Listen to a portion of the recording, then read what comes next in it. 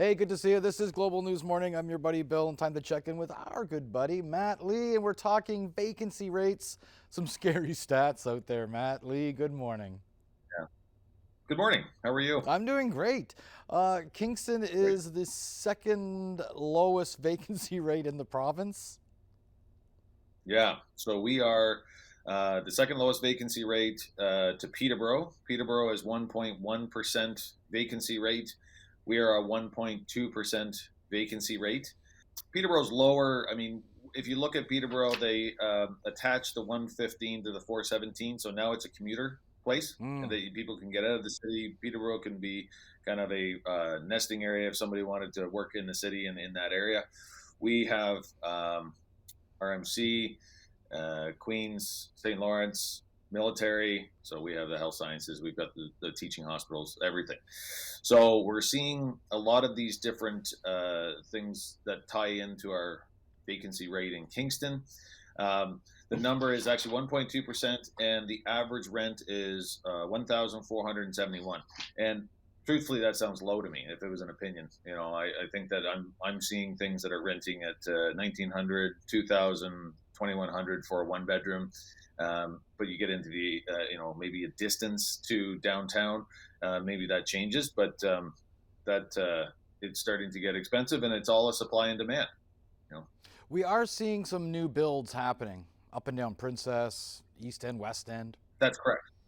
Yeah, so we're looking at this. We've seen in the last year, we saw 405 new units come on, is what they said in 2022. So we had the highest permanent residency admission into Kingston at the same time as building these 405 units. And I believe the number was about 430.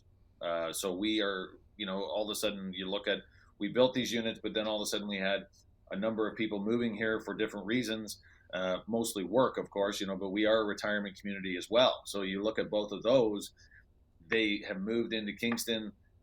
We have to be building probably at a quicker rate to get that vacancy rate to go up a bit to create a supply and demand equal for people to find places to rent.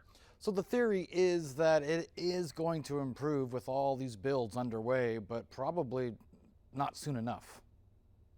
Hopefully, like that's the plan, and they're looking at. We're seeing a number of people moving to Kingston because Kingston is a great life. Yep. We are enjoying this, and people see it.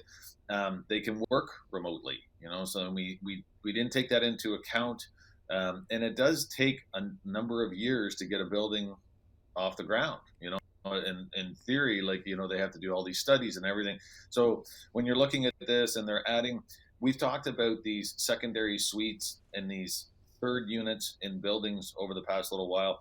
I mean, every little bit helps, right? I mean, we look at this as okay, well, they're little increment pieces, but if there were a number of these that were happening, maybe that increases and kind of alleviates a bit of stress on those tenants.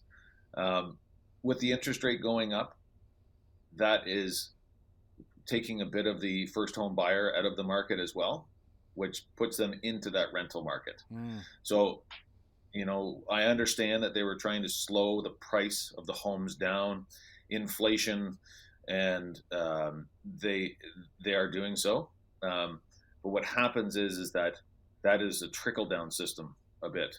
And then we look at this and we say, okay, the first home buyer comes out of that market, they go to the rental market, they end up paying more rent, and the rent then increases.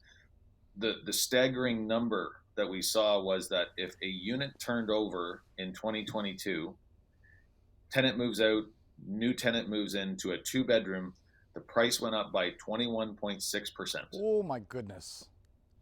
Yeah. So that is a supply and demand issue through and through. So when you see that number, that means that there's not enough. And we really have to look at this and really think about this seriously of how do we help with that. And it's going to be step by step.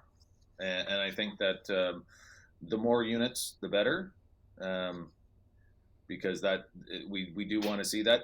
Interest rates, they look like they're going to level off and maybe come down a bit, so that could help. pull that first home buyer back into that market. So we have to look and see where all of these pieces fit. Yeah, it's not an overnight solution, that's for sure. It's going to take a little bit of time, and you'll be there every step of the way.